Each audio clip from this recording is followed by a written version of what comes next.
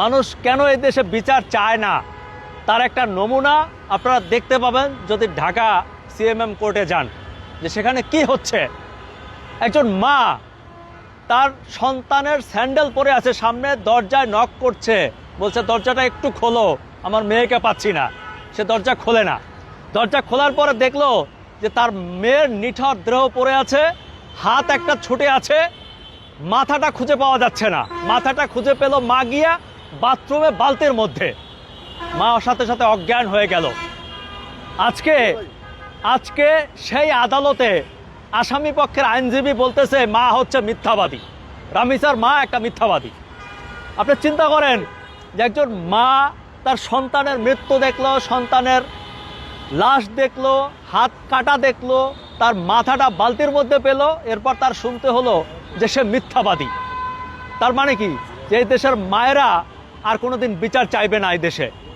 কারণ একজন মা, একজন বাবা, তারা তো সবচাইতে বেশি ভুক্তভোগী, তারা সবচেয়ে বেশি কষ্ট পেয়েছে, তাদের নারী ছেঁড়া ধন, তাদের জীবন ধ্বংস হয়ে গেছে। শেষ পর্যন্ত তারা বিচার চাইতে গেলে তাদের এরকম বাজে কথা শুনতে হয়, তারা মিথ্যাবাদী। আদালতে এখন কোর্টে ফাইট করতে হচ্ছে। আমি যতদূর এখন পর্যন্ত তথ্য পেয়েছি তাতে দেখতে পাচ্ছি যে এই বিচার আদৌ হয় কিনা আমার সন্দেহ আছে। কারণ বিচার করতে হলে লাগে বিচারের প্রুফ। এই শিশু বাচ্চাটিকে দেখেন, তার আইনজীবী বলছে যে তার যৌনাঙ্গে সেই বীর্যের কোনো অস্তিত্ব পাওয়া যায়নি এবং ডিএনএ টেস্টেও সেটি প্রমাণ মেলেনি। তার মানে এই মামলা অর্ধেক হালকা হয়ে গেছে, এই মামলা 50% হালকা হয়ে গেছে। এবং যে সকল তথ্য প্রমাণ দিতে হয় এটা দিয়ে আমার মনে হয় না যে রামিসার পরিবার কিংবা আমরা সঠিক বিচার পাবো। আমাদের এইভাবেই ভুগতে ভুগতে একসময় এই কেস ভ্যানিশ হয়ে যাবে। কারণ যুক্তি প্রমাণ তর্ক যেদিকে আগাচ্ছে তাতে আমি লক্ষণ খুব কম দেখতে পাচ্ছি।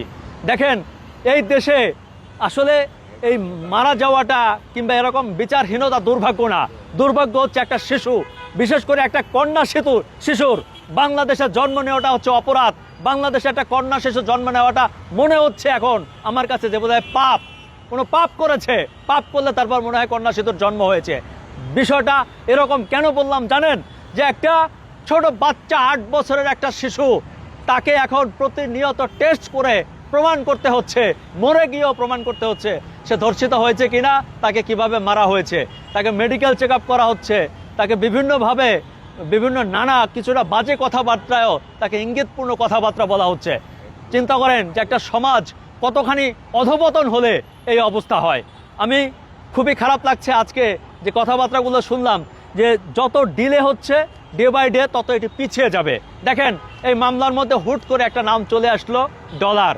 এবং এই যে ডলারটা বললো, এটা আমি বিভিন্ন মানুষের সাথে কথা বলেছি, আইনজীবীদের সাথে কথা বলেছি, অনেকেই বলছে যে এটা আর একটা ষড়যন্ত্র, একটা চক্রান্ত, এই বিচারকে দীর্ঘায়িত করার জন্য ভিন্ন একটা মাত্রা জোর দেওয়া হলো।